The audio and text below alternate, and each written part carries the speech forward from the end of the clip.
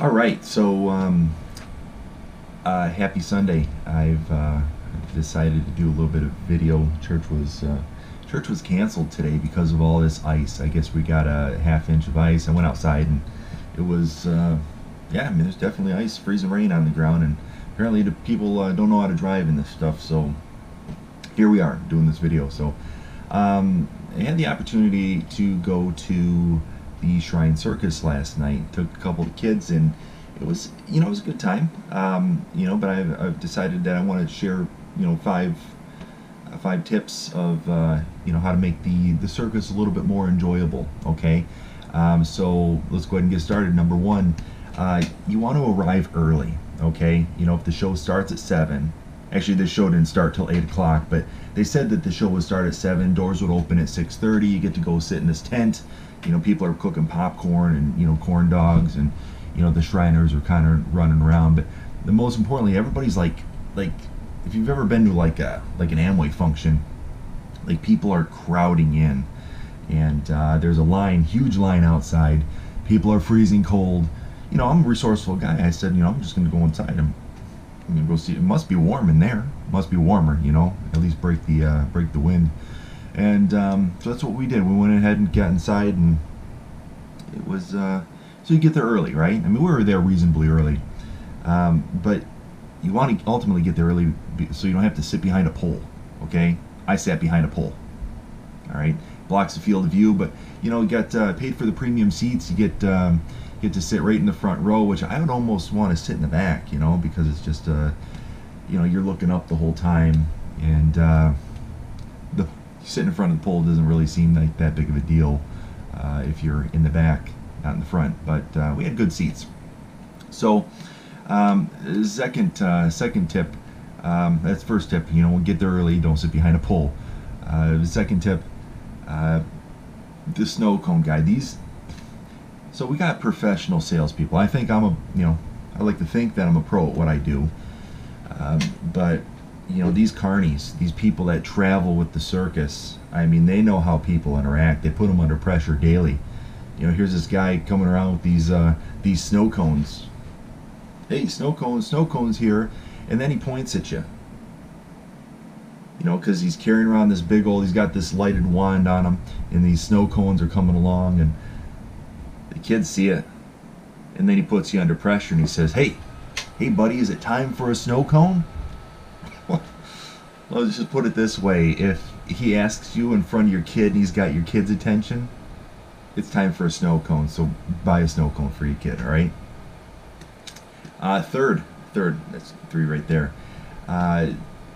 So if you've ever done any entertaining, sports, and you've performed in front of a crowd, it helps when you cheer. Okay, just clap. Got the little girls clapping last night. It helps. But if you just sit there like a bump on a log, if you don't smile like talking to people, people they won't perform as well.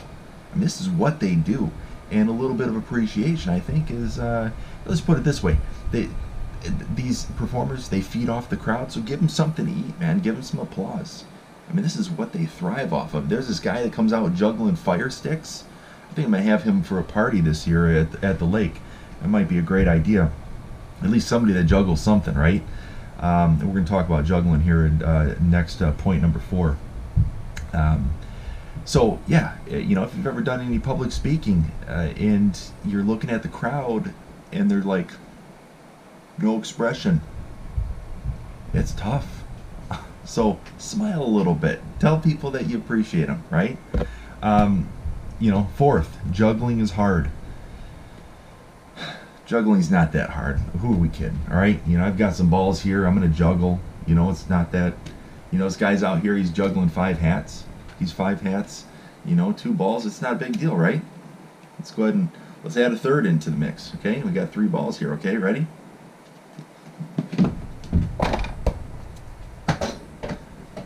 Juggling's hard. Okay. Let's just say that. Number 5, cotton candy. Now you, as the responsible parent, you might be able to eat cotton candy without getting the sticky hands and the sticky face. Well, here's a news flash. If you don't have kids, you don't know this, but if you have kids and you've had cotton candy, it's going to cost you, because they're going to have it all over their hands. You're gonna see this happening. It's kind of a little cold in the tent. It's probably mid-50s inside that tent where they're performing. Your kids got cold, sticky hands, and you know the repercussions of this. You're gonna put them to bed like that. They're gonna be sticky. That stuff's gonna get in their hair. So you, as a responsible parent, you're gonna go find some water, because they only got porta potties outside. I mean, again, this is a tent show. You got porta potties outside, and I'm a dad. I don't carry wet naps. It's just not what I do. But I'm resourceful, and I can go buy a bottle of water, which is going to cost me another $3. Until you get to the bottle of water stand, and they ran out. They don't have any more supplies. So what do? Well, what else you got? Let me have some of that ice over there, pal. And it actually was the same guy that was selling the snow cones. That's the funny thing. So I'm looking at him. He doesn't remember me because he sees so many different faces, and he just goes for no. And he sells his snow cones. But every time he goes in with a full slab of snow cones, he comes out with an empty slab. So I go up there and I'm like, hey, hey, I appreciate what you do. You're a pro in the sales. I'd put you up against Don Reddy and his crew from the goods, because they're asking for the sale. So I go up there. I'm asking for the sale. I'm looking for a bottle of water. He doesn't have any. I said, well, listen, man, let me have a couple chunks of ice because I need to go wash these kids' hands off because they're, the cotton candy guy got us. Right? Let's put it that way. And so he ends up handing me a little snow cone cup worth of ice. It didn't have the syrup in it, so that was a home run there. But yeah, I mean, overall, we only stayed for the first intermission.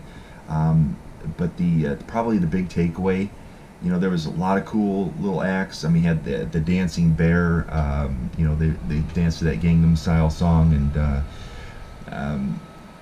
but I guess probably the most memorable part was the ringleader who closed out the initial first half, and I think it was like this big white contraption that was probably about 25 feet long, and it was a fixed piece of steel, but it would rotate. Looks like one of those Ferris wheels, and this guy would, he'd walk on the inside. He'd go walk on the outside of this wheel, and I mean, he's like 30 feet in the air, and he's getting up there. He's gonna walk it blindfolded, and he's jumping rope up there, and I don't know if they just do it for an act, but they probably do it for an act. But he's like, it was kind of cold up there, and man, you got to appreciate what these performers do, because 55 degrees.